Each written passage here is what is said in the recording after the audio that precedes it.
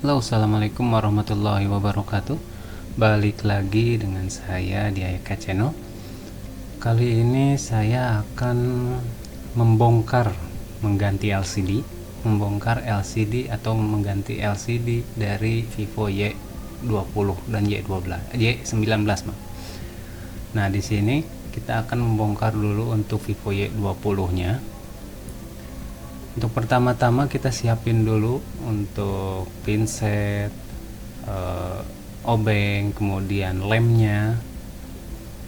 Nah, untuk pertama-tama kita bongkar yaitu bongkar dulu slot SIM-nya, kemudian kita bongkar backdoor-nya. Nah, karena di Vivo Y20 ini harus bongkar dulu backdoor-nya baru kita bisa membongkar baut-bautnya itu. Nah, di sini saya percepat saja soalnya memang lama juga untuk proses videonya, proses pembongkarannya juga.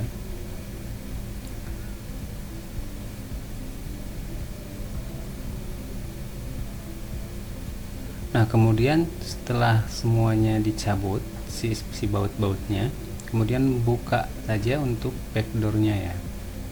Cuman hati-hati, di sini ada tombol on off-nya yang nempel ke casing backdoor, casing belakangnya itu. Jadi jangan sampai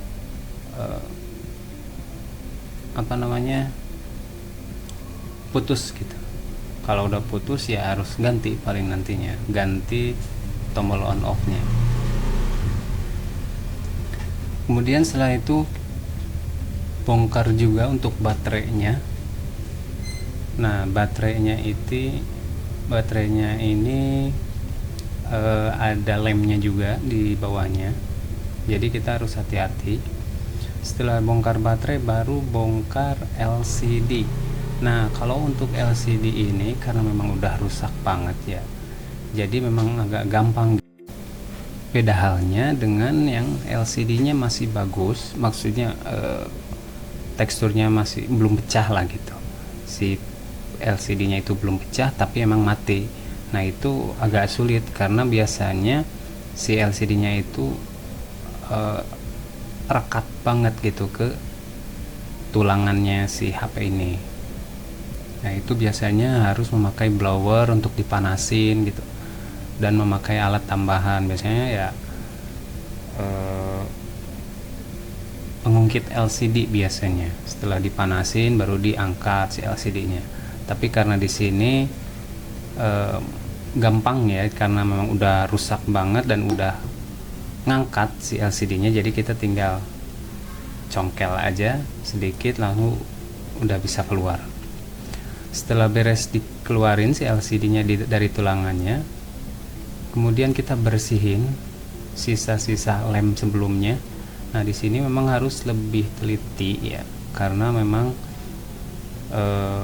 sedikit aja kotoran yang bekas menempel maka akan mempengaruhi penempatan si LCD itu ketika dipasang gitu.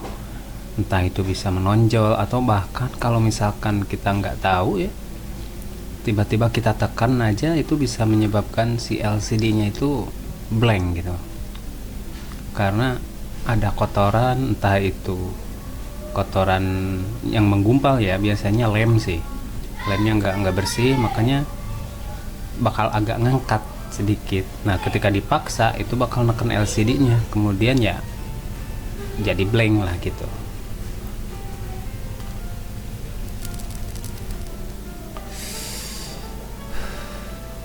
Jadi di sini memang harus hati-hati gitu ya untuk proses pembersihannya, dan harus dipastikan nggak ada gumpalan-gumpalan bekas lem sebelumnya.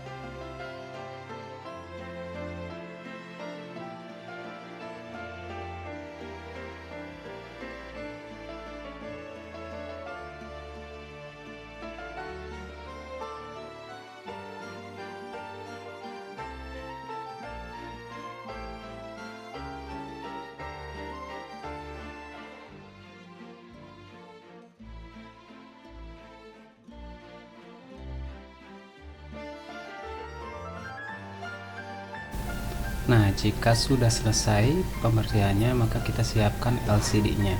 Nah, di sini saya ada LCD dari Kaiku. Nah, LCD ini lumayan bagus ya menurut saya gitu kan. Karena dari packagingnya pun dia pakai seng, kemudian safety-nya lumayan bagus gitu. Nah, kita coba dulu untuk LCD-nya apakah dia nyala atau enggak gitu. Karena di sini baterainya habis banget. Saya coba colok dan sudah terlihat di situ si LCD-nya udah nyala. Kita coba nyalakan. LCD Kaiku ini lumayan bagus kalau menurut saya ya, karena dari segi packaging, kemudian safety dari LCD-nya itu sendiri lumayan bagus gitu. Untuk harganya saya nggak tahu, ini karena memang dari teman saya itu dia minta tolong untuk dipasangin LCD-nya gitu. Saya nggak buka counter juga, nggak buka servis HP, tapi saya coba untuk memperbaiki atau membongkar ya, lumayan lah untuk ilmu ya. Nah, di sini sudah lumayan bagus. Kita coba cek dari touchscreen-nya, kemudian apakah ada dent atau white spot. Nah, di situ udah lumayan bagus ya. Kemudian kita copot lagi dan kita akan proses pengeleman dari si tulangannya itu. Di sini harus hati-hati ya teman-teman. Soalnya jangan sampai si lemnya itu masuk ke LCD nanti ketika pas dipasang gitu. Jadi memang harus secukupnya agar si LCD-nya itu bisa nempel tapi tidak meluber si lemnya.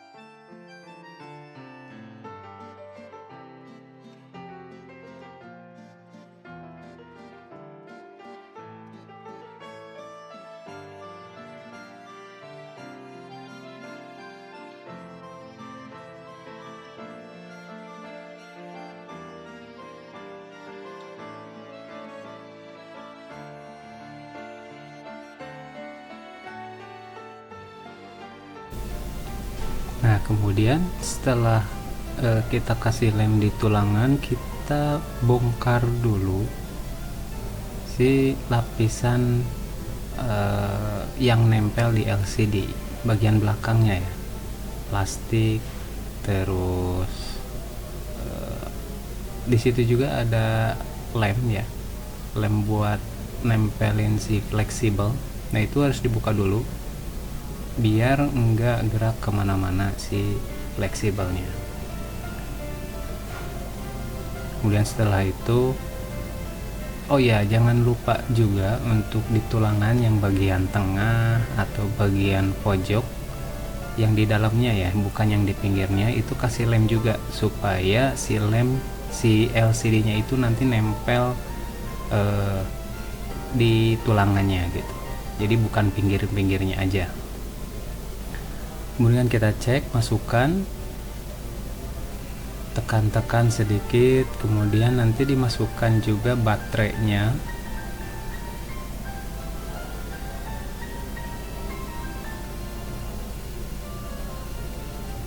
Nah, setelah dimasukkan baterai, lalu kita rekatkan memakai karet gitu ya.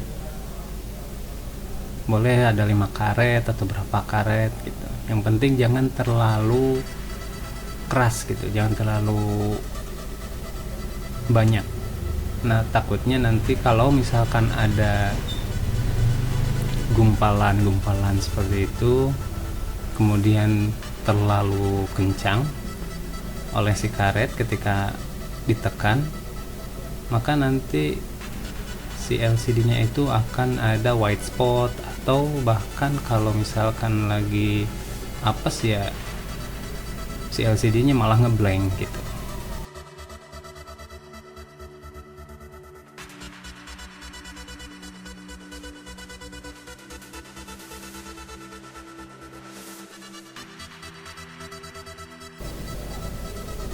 Setelah dicek itu nyala, baru kita simpan aja untuk beberapa jam supaya si lemnya bisa merakat sempurna, agar nantinya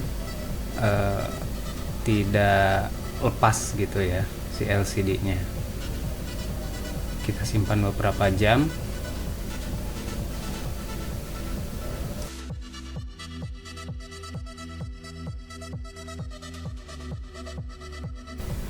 Nah, setelah beberapa jam kita simpan, kita buka lagi karetnya, baru kita akan proses pemasangan backdoornya ya. Casing belakangnya akan kita pasang. Nah, di sini hati-hati karena si baut-bautnya itu biasanya ada hilang satu, hilang dua, tiba-tiba bautnya ini satu tidak terpasang gitu. Nah, itu harus dicek lagi ya sebelum pemasangan terakhir.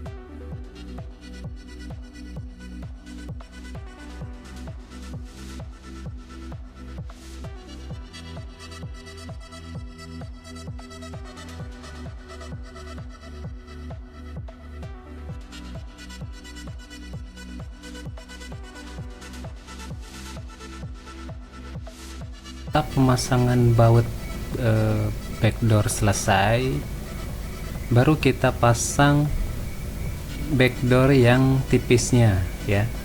Tapi sebelum itu bersihkan dulu untuk sisa lemnya.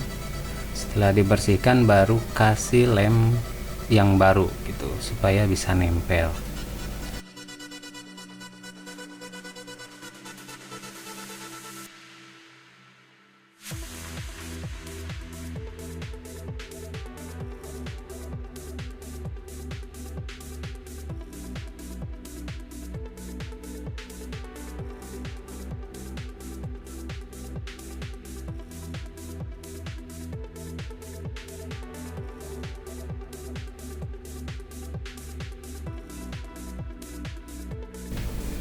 Dan selesai. Terima kasih yang sudah menonton. Assalamualaikum warahmatullahi wabarakatuh.